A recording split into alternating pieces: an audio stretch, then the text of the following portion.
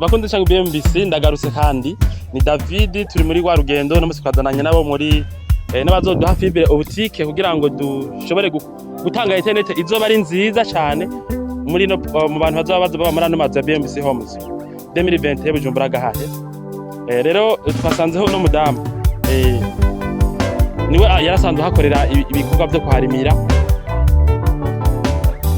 hanyuma twaramubwiye yuko yo hategura ariko arasoroma ibiyo yari yahateye.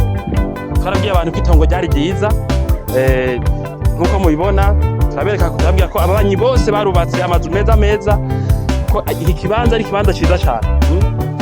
Rero uyu muntu turi kumwe ashabwira izina kwanza ndahajya mwitwa nde bana? Nitwa Bigirimana Rose. Yego Bigirimana Rose rero niwe yarasanzwe hakorera, niwe nyene imyumbati mubona murabona ko hajya tuko turasoroma ibiyoba abikoramo kugira ngo twarashinze n'ibintu by'amaborune hajya hose murayabona kugira ngo amabarato yace ubunyene.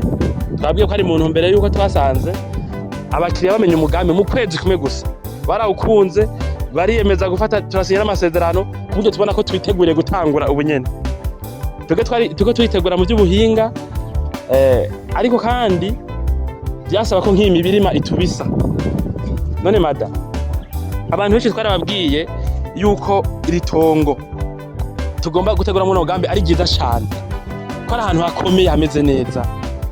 Wewe mu myaka umaze hakorera hari ikibazo cy'ibidukikije urahabona, hari umwuzura wahaciye, hari birima waharimye nk'akaroro bigatwagwa? Ndaharimye imyaka 3. Yego. Nta mazi nigeze mbona ngaha, amazi yaca mu ibarabara, hariho imiserege baciye icamwe amazi ngaha, nta n'umunsi n'umwe higeze hadengera amazi canke ngo haje nima n'amazi. Imirima yose natera nayisarura ukuri kwamye atangorane n'imwe igize. Yego urakoze cyane. Ati imyaka 3 sinigeze mbona ikintu iri tongo rifise ko urumva abo bakasha bamenye ibyo biyumvira. Iyo tugomba gukora imigambi heniyi turaraba n'ibindi bintu kazoza kamaze kumba kubaka. Rero avuze ati nahantu heza. Rero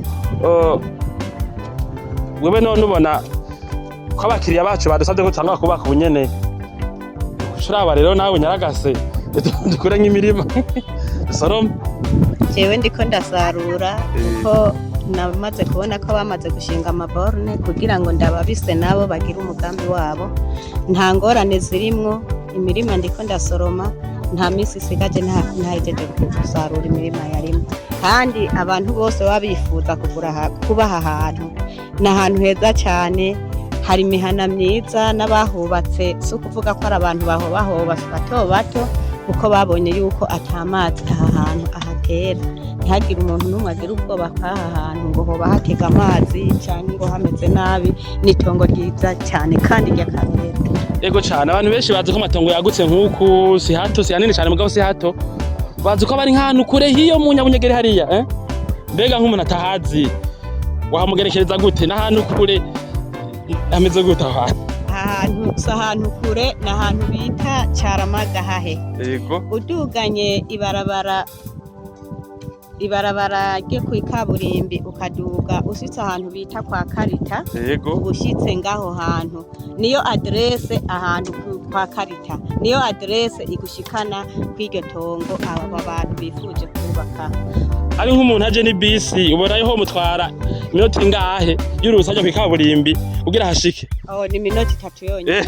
Urakoze cyane. Ati ni minota 3 kandi ntabeshe.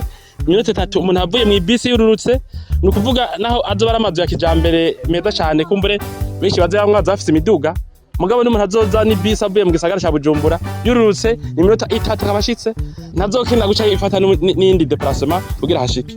Urumva rero n'ahantu heza kandi twe nikoryosha abakiriya.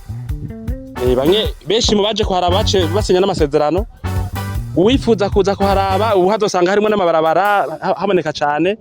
Nk'inyuma y'indwi 2 arahawe ikaze. Murakoze iyo mwatse mwake neza na BMBC.